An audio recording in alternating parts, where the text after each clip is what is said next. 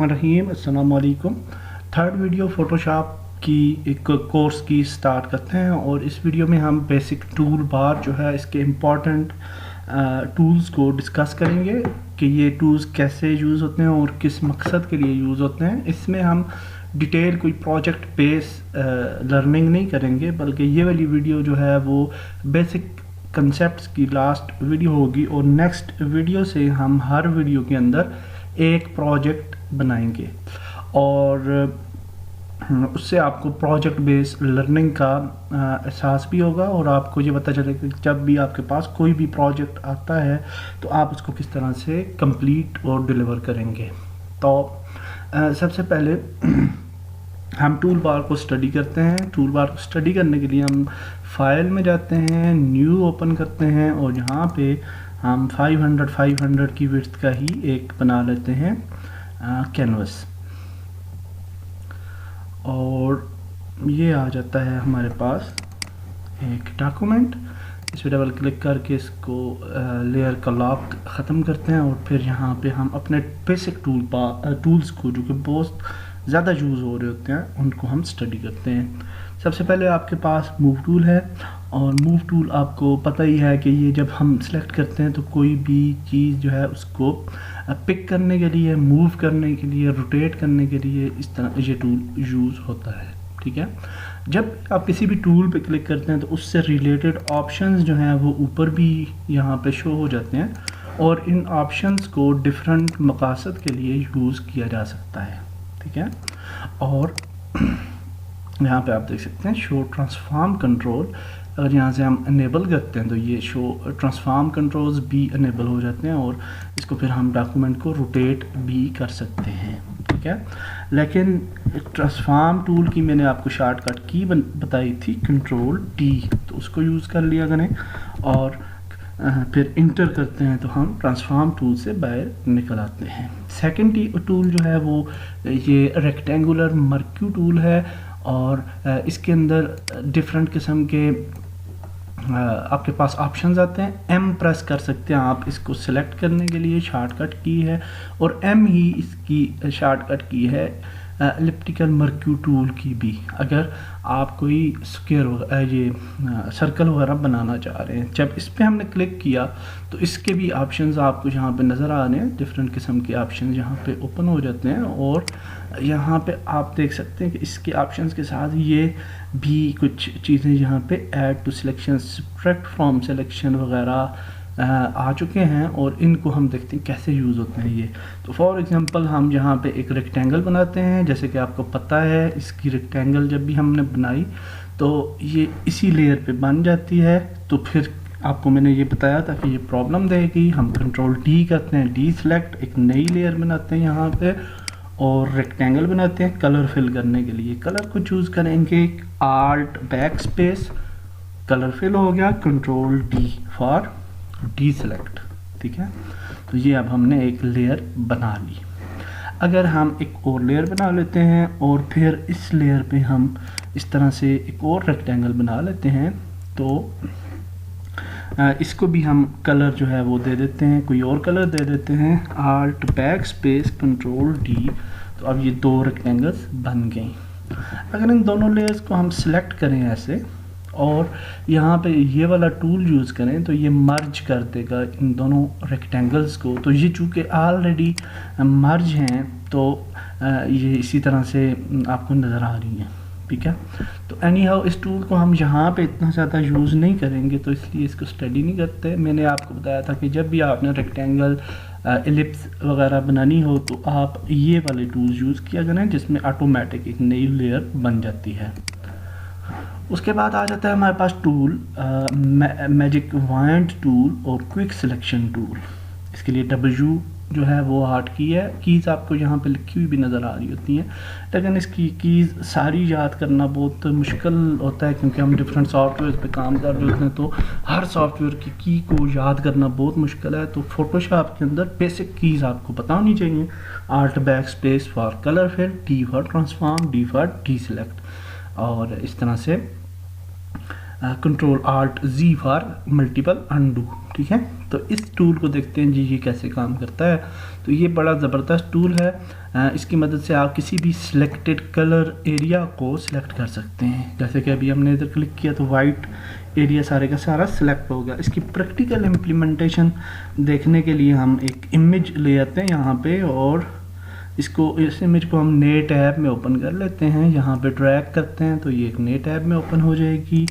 अब हम इस इमेज को किसी एरिया को डिलीट करना चाहते हैं फॉर एग्जांपल, तो उस एरिया को सिलेक्ट करेंगे तो आप देख सकते हैं वाइट लेयर जो है वो सिलेक्ट हो चुकी है, और डिलीट करेंगे तो डिलीट हो जाएगी। इस तरह से हम डिफरेंट एरियाज़ को इस तस्वीर के इर्द गिर्द से डिलीट कर सकते हैं जो कि हमें नहीं चाहिए।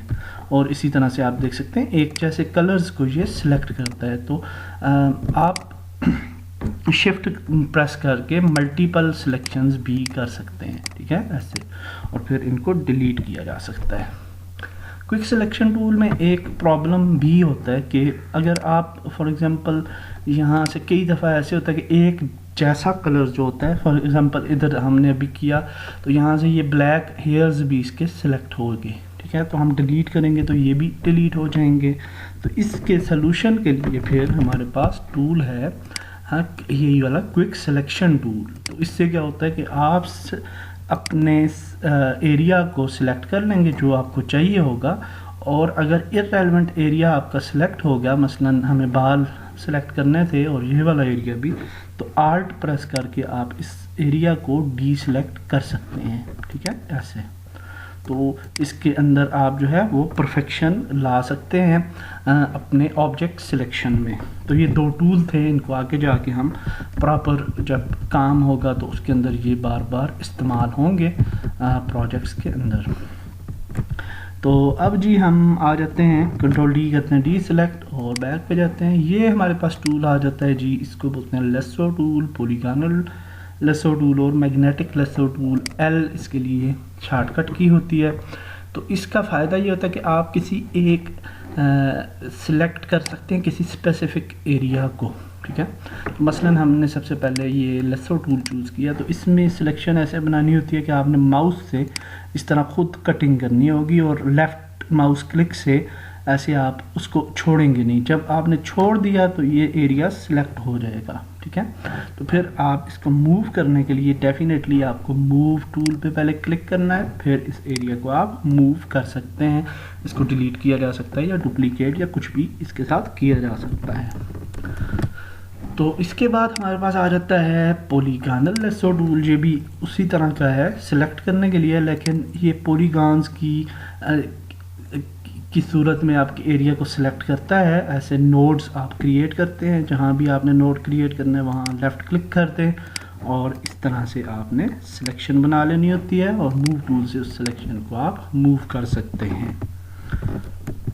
ये भी आप समझ के सबसे जो बेहतरीन टूल है जो ज़्यादा यूज़ होता है वो है मैग्नेटिक लेसो टूल। जो एक जैसे कलर को खुद ब खुद फैच करता है और उसकी सिलेक्शन जो है वो खुद ब खुद उसके मुताबिक जो है वो बनाता है। मसलन हमने ये जो है सोल्जर हमारा, इसको अगर हम सिलेक्ट करते हैं तो आप देख सकते हैं कि इसके जो एक जैसे कलर्स हैं उनको ये सिलेक्ट करता जा रहा है। मूव टूल यूज़ करेंगे, इसको मूव कर लेंगे और इसका बैकग्राउंड वगैरह हम चेंज कर लेंगे नए कैनवस पे जाके, ठीक है, ऐसे।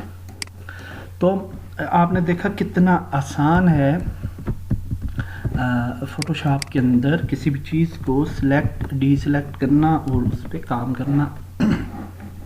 ये नहीं, आप देखें कि एक ये आपकी इमेज है और इसके सेपरेट आपके पास वेज हैं इसके बैकग्राउंड वगैरह को डिलीट करने के या किसी भी चीज़ को सिलेक्ट करने के। तो ये अब आप तक होता है कि आप कौन से टूल को कहाँ पे यूज़ करते हैं। उसके बाद आ जाता है जी हमारे पास क्रॉप टूल। क्रॉप टूल सबसे ज़्यादा ये भी यूज़ होने वाला टूल है। इससे आप क्रॉपिंग करते हैं इमेज की। मसलन हमें फेस चाहिए तो फेस को सिलेक्ट करेंगे, इंटर करेंगे, ये क्रॉप हो जाएगा, बाकी का एरिया डिलीट हो जाएगा। उसके बाद हमारे पास आ जाता है पर्सपेक्टिव क्रॉप टूल। इसके लिए भी 8 कीज़ C है और इसका ये होता है कि आप क्रॉप करते हैं जब भी ऑब्जेक्ट को तो आपके पास डिफरेंट नोड्स आ जाते हैं और इन नोड्स को आप बाद में यानी मॉडिफाई भी कर सकते हैं, ठीक है। तो ये आप डिफरेंट जगहों से इसको मॉडिफाई कर सकते हैं। मूव टूल को सिलेक्ट करें और इसको मॉडिफाई कर सकते हैं आप, ठीक है। उसके बाद हमारे पास ये 2 और टूल्स आ जाते हैं इससे रिलेटेड। स्लाइस टूल जो कि हमें वेब साइट्स वगैरह बनाने में बहुत काम आता है, और स्लाइस टूल जो होता है उससे आप क्या करते हैं, छोटे छोटे एरियाज़ की स्लाइसिंग कर सकते हैं। और ये देखिए हम डिफरेंट एरियाज़ को हम कट कर रहे हैं, और इन एरियाज़ को कट करने के बाद हम इनको सेव कर सकते हैं डिफरेंट इमेजेस, ठीक है। इसकी प्रैक्टिकल इम्प्लीमेंटेशन में आप लोग को नेक्स्ट वीडियो में बताऊंगा, जिसमें हम पूरी एक वेब टेम्पलेट रेडी करेंगे। फर्स्ट हमारा ये प्रोजेक्ट होगा इंशाल्लाह। तो इसको हम कंट्रोल अंडू कर लेते हैं। उसके बाद हमारे पास टूल आ जाता है जी आई ड्रॉपर टूल, और ये वाले कुछ टूल आ जाते हैं, कलर सैम्पलर वगैरह। तो आई ड्रॉपर टूल जो होता है वो क्या करता है कि आप किसी भी एरिया का कलर जो है वो पिक कर सकते हैं। तो ये आप देख सकते हैं, ये इमेज है और यहाँ पे कलर चेंज हो रहा है। अगर हमें ये वाला कलर चाहिए तो इस पर क्लिक करेंगे, ये कलर यहाँ पे आ जाएगा, और इसको हम देख सकते हैं, इस कलर के कोड्स वगैरह देख सकते हैं, इसका नंबर देख सकते हैं, और फिर इसको अप्लाई किया जा सकता है नेक्स्ट कहीं भी किसी भी लेयर के ऊपर, ठीक है, या किसी भी ऑब्जेक्ट के ऊपर। तो ये आई ड्रॉपर टूल का फ़ायदा है। इसके बाद हमारे पास 3D material eye dropper tool आ जाता है। ये 3D के लिए काम करता है, जहाँ हम 3D जब व्यू में होंगे तो फिर ये पिक करेगा, अभी ये नहीं कर रहा। तो इसके बाद कलर सैम्पलर टूल है। आप किसी भी जगह क्लिक करते हैं तो ये आपको कलर्स के उस जगह के सैम्पल्स यहाँ पे आ जाएंगे कि ये वाला एरिया जो है इस पर क्या क्या कोड आ रहे हैं आपके RGB। तो आप देख सकते हैं जो हम मूव कर रहे हैं तो ये सैम्पलर्स चेंज हो रहे हैं, ठीक है, CMYK भी और RGB भी। उसके बाद हम नीचे आ जाते हैं, ये वाले कुछ टूल्स हैं, रूलर टूल, नोट टूल और काउंट टूल। इनको मैं नहीं डिस्कस करूँ, ये बिल्कुल यानी कि इतने ज़्यादा यूज़ होने वाले नहीं है। रूलर टूल अलबत्ता यूज़ होता है, इसको हम प्रैक्टिकल इम्प्लीमेंटेशन में देख लेंगे। उसके बाद हमारे पास आ जाता है जी spot, healing brush tool, patch tool, red eye tool, content aware, move tool. इसका फ़ायदा ये होता है जी जे इसके लिए शॉर्टकट की होती है। इनका फ़ायदा क्या होता है कि आपका एरिया जो है, फॉर एग्जांपल यहाँ से हमने इसके जो है बाल जो हैं वो हमने यहाँ से डिलीट हो गए, यहाँ भी हम बाल बनाना चाहते हैं फॉर एग्जांपल, तो हम आल्ट प्रेस करेंगे, बालों का कलर यहाँ से फैच करेंगे और ऐसे इनको ये इस तरह से करेंगे। तो ये देखें आप, ये माथे को इस तरह से अभी बना रहे हो, ठीक है। तो ये आपकी जब आप फिनिशिंग टच देते हैं किसी भी इमेज वगैरह को तो ये डिफरेंट जगहों पे यूज़ होगा। इसको हम प्रैक्टिकली देखेंगे तब आपको समझ आएगी, अदरवाइज़ आपको समझ नहीं आएगी। इसके बाद ये वाले सारे टूल इसीलिए यूज़ हो रहे होते हैं। हीलिंग ब्रश टूल भी इसी तरह से काम करता है, और ये इसको भी यूज़ करके आप डिफरेंट जगहों पे, अभी हमने ब्लैक कलर इधर से लिया तो यहाँ पे करते हैं तो ये भी ब्लैक कलर यहाँ पे थोड़ा थोड़ा इम्प्लीमेंट हो रहा है। पैच टूल जो होता है उसका फ़ायदा ये होता है कि आप किसी एक जगह को पिक करते हैं तो ये सिलेक्ट हो जाती है, और फिर इस जगह को आप दूसरी जगह पे ले जाते हैं। ये देखें आप, मसलन ये पैच है तो इसको अगर यहाँ से हम ये बालों का पैच यहाँ पे अप्लाई करना जा रहे हैं, या ये आई का उधर आ रहा है अभी क्लासेस, तो ये उधर ऐड हो जाएगा। कंट्रोल D करके आप रीसिलेक्ट कर सकते हैं। तो ये भी बहुत इंपॉर्टेंट टूल होता है।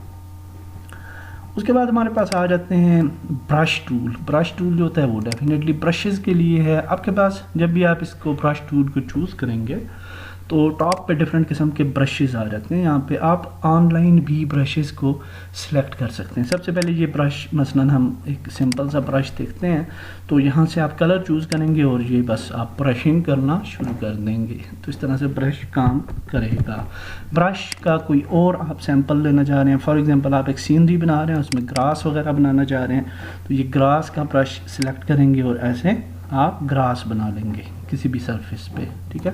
इसका कलर चेंज करना चाहते हैं ग्रास का, तो ये कलर चेंज कर लिया और फिर चेंज्ड कलर के साथ आपने ग्रास बना लिया। तो ये ब्रशेस जो हैं बड़े इंपॉर्टेंट होते हैं, और ये आपको डिफरेंट किस्म की कैनवस ड्राइंग्स वगैरह में ये काम आते हैं, ठीक है। तो ये आप देख सकते हैं ब्रश का साइज़ जो है वहाँ यहाँ से बड़ा या छोटा किया जा सकता है, और यहाँ से इसकी सिलेक्शन की जा सकती है जो भी ब्रश आपको चाहिए, और डिफरेंट ब्रशेस आप इसके अलावा भी और भी ला सकते हैं।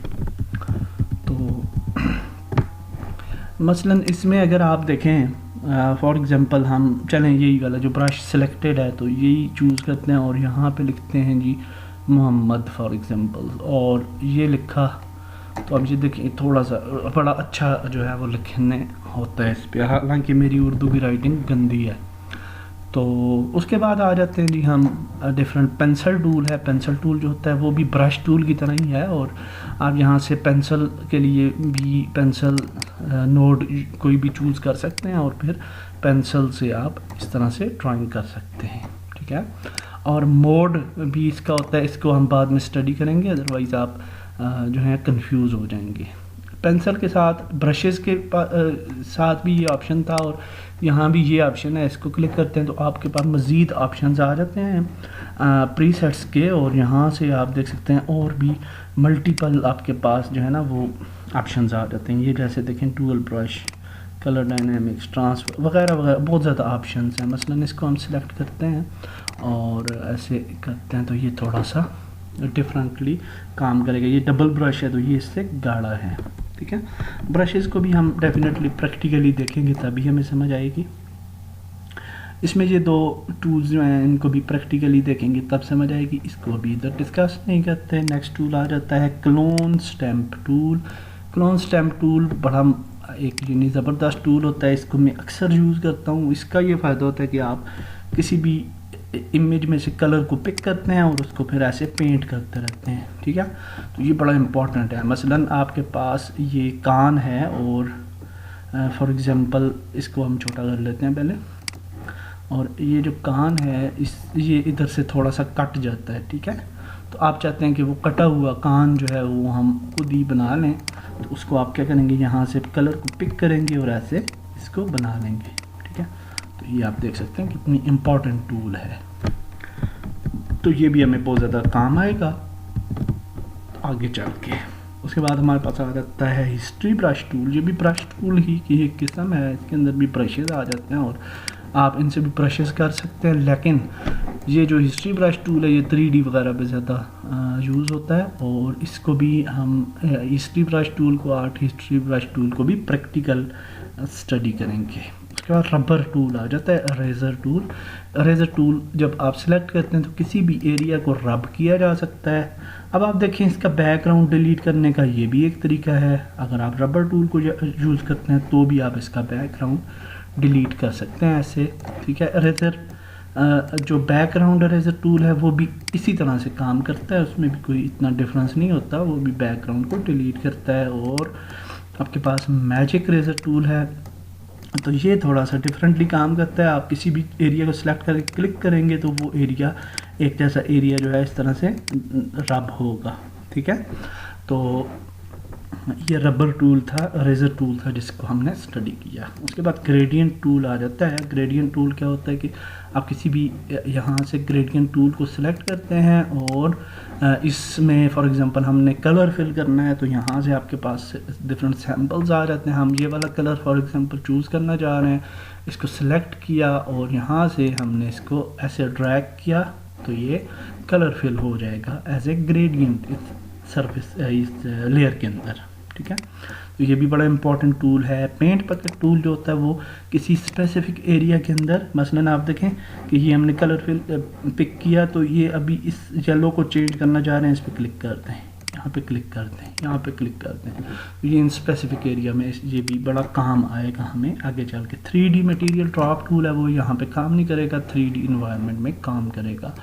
उसके बाद आ जाता है ब्लर टूल। ब्लर टूल जो है वो भी बहुत यूज़ होने वाला टूल है। उससे फ़ायदा ये होता है जब भी आप कोई कटिंग वगैरह करते हैं, ज़्यादातर फ़ोटो मैनिपुलेशन के लिए भी यूज़ किया जाता है फ़ोटोशॉप। तो जब आप ये कटिंग कर लेते हैं किसी कैरेक्टर की तो इसकी साइड्स जो हैं उनको आप थोड़ा फर्निश करने के लिए तो ब्लर टूल हम यूज़ करते हैं, ठीक है। तो इसकी साइड्स थोड़ी ब्लर हो जाती हैं और पता नहीं चलता कि ये इस इमेज की कटिंग हुई पड़ी है या नहीं हुई पड़ी, ठीक है। तो ये इसलिए यूज़ होता है, बहुत काम आने वाला टूल है। शार्पनर टूल किसी भी एरिया को थोड़ा मज़ीद शार्प करने के लिए होता है। और स्मग टूल जो होता है वो भी एक्चुअली क्लोन स्टैम्प टूल की तरह ही काम करता है और इससे आप इस तरह से एरिया को बाहर ऐसे बना सकते हैं। अगर यहाँ से देखें बाल मिस हो गए हैं तो इनको ऐसे ऐसे हम करेंगे और ये बाल हम खुद भी बना सकेंगे। ये खुद ब खुद हमारा कलर जो है इधर से ले लेगा, पिक करेगा। तो ये भी बड़ा इंपॉर्टेंट टूल है। उसके बाद जूम टूल है जी, नहीं सॉरी, डॉज टूल है। डॉज टूल जो होता है वो इसको मैंने कभी यूज़ नहीं किया। मेरे ख्याल से बर्न टूल, इसको मैं स्टडी करके आपको बता दूंगा ये क्यों यूज़ होता है। मेरे इस्तेमाल में ये नहीं आया अभी तक, मे भी बहुत इम्पॉर्टेंट टूल हो। तो अब हम इस लेयर को एक और लेयर बना लेते हैं, इसको डिलीट कर देते हैं, आर्ट बैक स्पेस, तो कलर वाइट कर देते हैं इसका। तो नेक्स्ट टूल आ जाता है जी हमारे पास पेन टूल। तो पेन टूल बहुत इम्पॉर्टेंट टूल है। पेन टूल डिफरेंट ड्राइंग्स वगैरह बनाने के लिए यूज़ होता है। जैसे कि हमने शर्ट डिज़ाइनिंग करनी है तो उसके अंदर कार्टून्स वगैरह डिज़ाइन करने हैं तो उनके लिए ये टूल बहुत ही ज़्यादा इम्पॉर्टेंट होता है। पेन टूल कैसे काम करता है कि जैसे हमने क्लिक किया, नया नोड पिक किया, यहाँ से हम ऐसे ड्रैग करेंगे माउस को, नए नोड को पिक करेंगे, ऐसे करेंगे, ऐसे करेंगे, कोई भी आप शेप जो है ना वो बना सकते हैं पेन टूल की मदद से, ठीक है। और इसका आप देख सकते हैं फिल वाइट है, अगर इसकी फिल को हम ब्लैक करें तो ये इनर ब्लैक हो गया। इसका स्ट्रोक यहाँ पे आ रहा है, इसके स्ट्रोक को भी हम ऐड कर सकते हैं, स्ट्रोक को बढ़ाया या कम भी किया जा सकता है, ठीक है। यहाँ पे स्ट्रोक की डिफरेंट फॉर्म्स भी हैं। तो बहुत सारे ऑप्शंस आते हैं आपके पास। और जो पेन टूल होता है वो बहुत ही इम्पॉर्टेंट टूल है जो कि बहुत ज़्यादा काम आएगा हमें। पेन टूल के साथ हमारे पास टूल है फ्री फॉर्म पेन टूल। इससे क्या फ़ायदा होता है कि आप किसी नोड को पिक करके तो मॉडिफाई कर सकते हैं। अगर कहीं से गलती हो गया तो आप उस गलती को मॉडिफाई कर सकते हैं। इसकी भी प्रैक्टिकली जब हम कोई कार्टून वगैरह ड्रा करेंगे तो बहुत ज़्यादा काम आएगा। और ये ऐड एंकर पॉइंट क्या होता है, आपके पास ये इनको नोड्स को एंकर कहा जाता है। आप नया कहीं पॉइंट ऐड करना चाह रहे हैं तो वहाँ क्लिक करेंगे, नया पॉइंट जनरेट हो जाएगा। तो ये एक नया एंकर पॉइंट है। उसके बाद डिलीट एंकर पॉइंट है, अगर ज़्यादा हो जाते हैं तो किसी को डिलीट करने के लिए किसी पॉइंट को ये यूज़ होता है। और कन्वर्ट पॉइंटर टूल है, तो किसी भी एरिया को पिक करते हैं आप तो ये कन्वर्ट हो जाता है ऐसे, यानी शेप को थोड़ा मॉडिफाई कर देता है, ये देखें। और इसको फिर हम ऐसे प्लेस करके हम इसको मज़ीद मॉडिफाई कर सकते हैं। पेन टूल को भी प्रैक्टिकली जब तक हमने अप्लाई ना किया तो समझ में नहीं आता, और प्रैक्टिकल इम्प्लीमेंटेशन में आपको बहुत कुछ सीखने को मिलेगा इंशाल्लाह। तो इसके बाद आ जाते हैं जी टाइप टूल पे। टाइप टूल बहुत ही इंपॉर्टेंट है। हॉरिजॉन्टल टाइप टूल के लिए टी प्रेस किया जाता है, हॉरिजॉन्टल बोलते हैं, हॉरिजॉन्टल सीधा सीधा लिखने के लिए। और आप कहीं भी टाइप टूल आपने यूज़ करना है तो इसको सिलेक्ट करके क्लिक कर देंगे आप, ठीक है। और फिर यहाँ पे आप लिख सकते हैं कुछ भी, मसलन हम लिखते हैं पाकिस्तान। अब ये हमें नज़र नहीं आ रहा, क्यों नहीं नज़र आ रहा, क्योंकि वाइट कलर सिलेक्टेड है फॉर फॉन्ट भी। तो कंट्रोल ए प्रेस करते हैं सिलेक्ट करने के लिए और इसके कलर को चेंज कर देते हैं, तो अब ये हमें विजिबल होगा, ठीक है।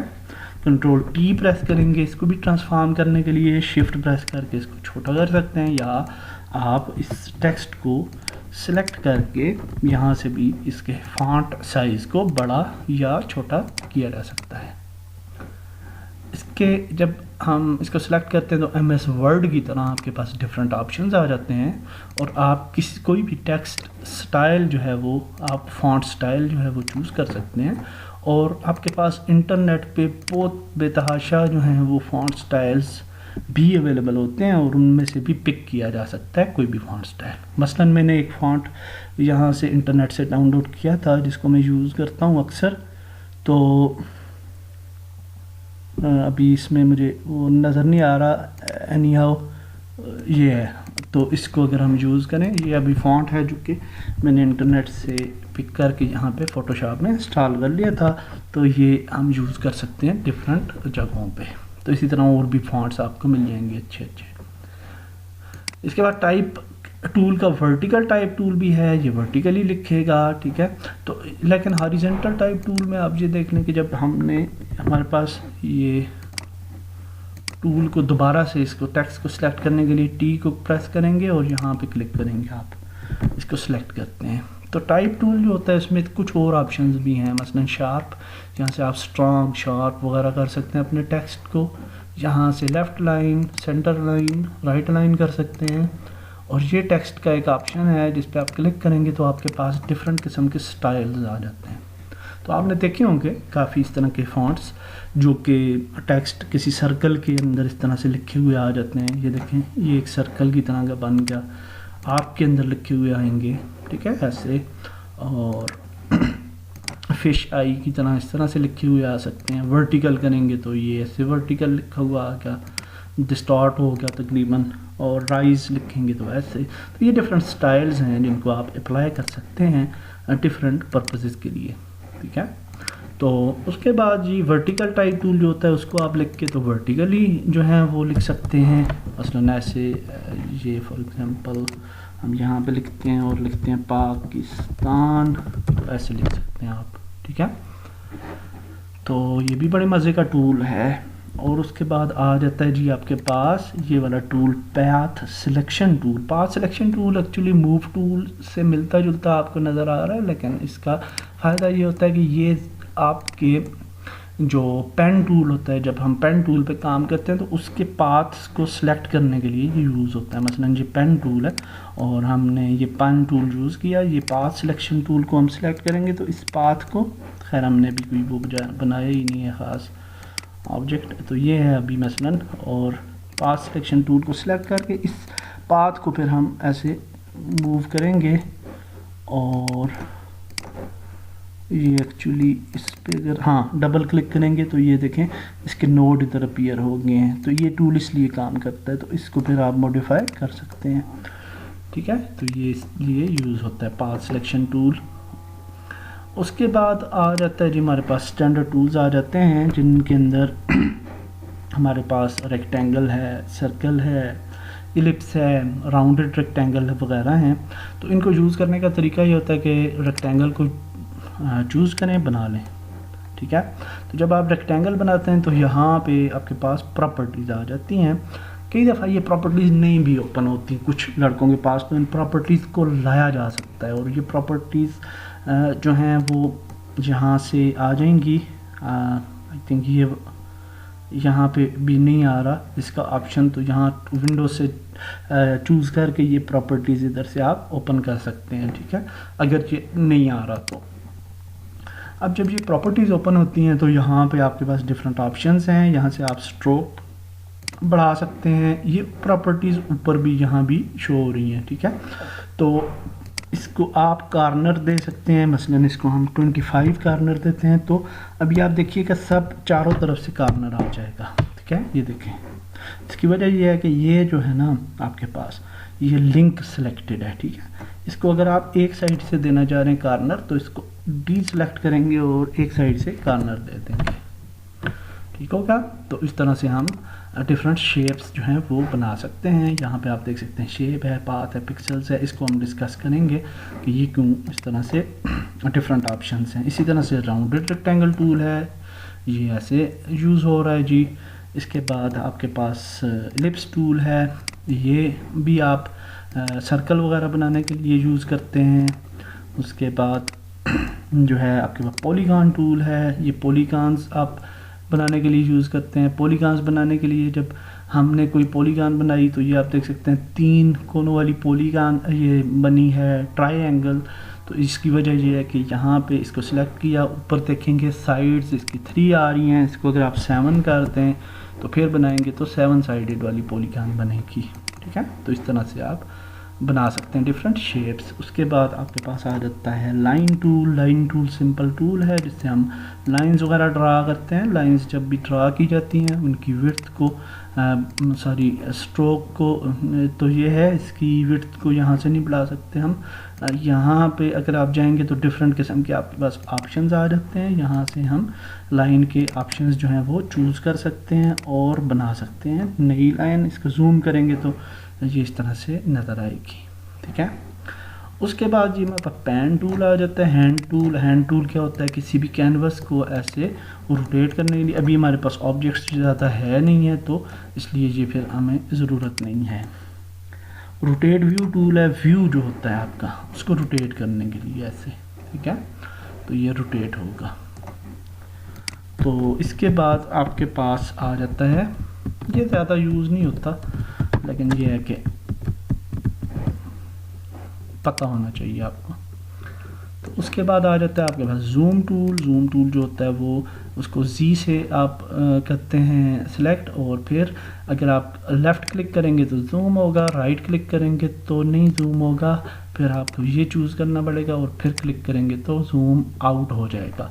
लेकिन जूम टूल यूज़ करने के लिए बेटर ऑप्शन ये है कि आप आल्ट प्रेस करके स्क्रॉल की मदद से इसको जूम कर सकते हैं और स्क्रॉल की मदद से जूम आउट कर सकते हैं। ये वाला तरीका ज़्यादा बेहतर है, ज़्यादातर सॉफ्टवेयर्स में ये यूज़ होता है, ठीक है।